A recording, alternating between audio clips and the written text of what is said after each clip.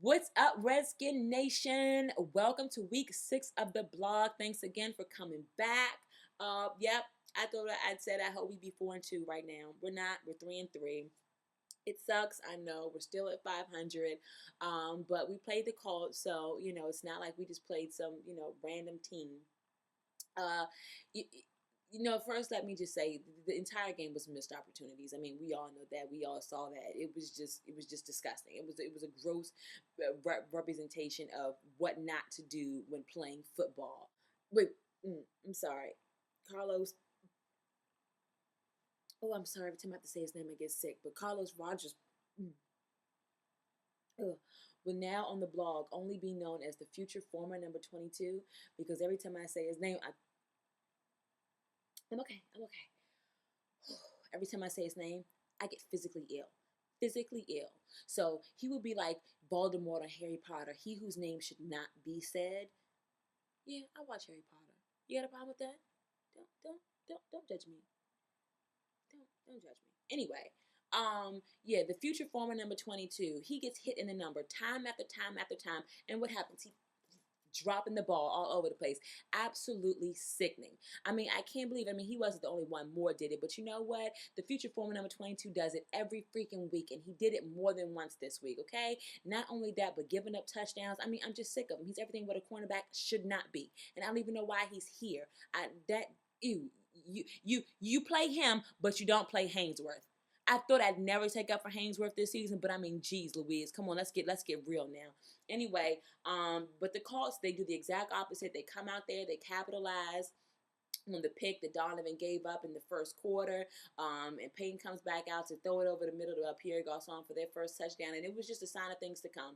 How the Colts would capitalize and we just wouldn't. It was a rough first half, but we ended up 17-7, only down 10 points because Vinatieri misses the field goal at the end. But it could have easily been 28-7 at the end of the first half, easily. But we're only down 2 scores. But we come out in the second half. Arakpo gets the forced fumble, Carter gets the recovery, Terrain gets the touchdown, and it's like a really good series of events that happens. But what happens the next possession?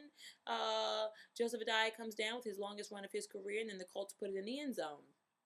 So it's like, okay, I don't really know what to do here. We get one, but then we give up more. And then Peyton, freaking A. That Bama was calling plays so fast. The defense didn't have any clue what was going on. He was getting his play calls in like the first 5 seconds of the play call. Who does that? Who does it? It's so funny because, Squarehead often thinks that he's the smartest guy on the field. But let's face it, most of the time, he is. He really is. He's like a freak of nature or something. Maybe that's why his head is square, so it can hold more information. I don't know. Anyway, but then we get, 2 more turnovers with the one from Lorenzo Alexander on special teams and then the one from London Fletcher. And then, we're just really not able to make the most out of what we get. The Colts are not a team that makes mistakes. They made a lot on Sunday and we were not able to do anything with them. And that is what separates us from being a good team to being a really great team as a contender. So it just shows that we have a ways to go. We were beating good, mediocre teams, but when it came to a Super Bowl caliber team, it just shows that we're just not there yet. Yep, it came down to the last possession of the game, but the luck and the swing of the ball caught up with us that we just weren't able to get it done. So, next week we play Chicago, who's not very good offensively, but at the same time, their defense is great. And if our offensive line was having troubles dealing with the bookends of Madison and Freeney, then I don't know what they're going to do with Briggs, Urlacher, and Julius Peppers. It's going to be ugly. So, Donovan, put on your running shoes because if our offensive line is not blocking for you, it is going to be a really, really long day. I just hope we come out of it in one piece.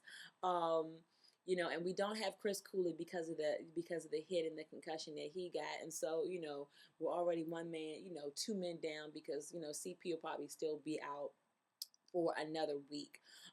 Real quick, the head-to-head hits though, I hear so many people saying, you're taking the fun out of the game. It'll no longer be good smash mouth, football. We won't see the hits. Okay, you know what? That's just crap, and that is an ignorant statement because one, helmet to helmet hits are illegal. first and foremost. That's why they're penalties, okay? And all they're saying is, you know what, instead of you getting penalized 10, 15, 20 yards, you're going to sit out a game. Because 9 times out of 10, that guy that you just knocked in the head will be out for at least one game. More. Plus, I asked Brian Westbrook how he felt last year when he had to sit out a whole half of a season because of concussions. So if that guy can't play, then the guy that put the hit on him shouldn't be able to play either. It's just not right. Like Rodney Harrison said, he didn't care about the penalties. He set aside a certain amount of money every year just for penalties, so he could go out there and just do what he did. He didn't care. So you have to hit guys where it hurts. And on top of that, I mean, it's just a game, people. It's a game. Get a life. Understand it is a game. And after these people stop playing and you no longer care about them, their families that do have to, go through everything else that comes along with it. I mean, these guys have to live. They only play, for 10, if a lot of them, some of them are lucky, 14 years. I mean, and that's being really lucky to say you played that long. But wide receivers, running backs who take the punishment, they don't get that long. So they're in their mid 30s and they're having like debilitating diseases because their brains are so screwed up because concussion is a bruise on the brain. Anyway, that's enough of my preaching. I think the NFL was finally right with a rule that they made because they can go overboard this time. I think they were right. We have Chicago next week. Let's just hope Donovan comes out of it in one piece. Until then, peace, Redskin Nation.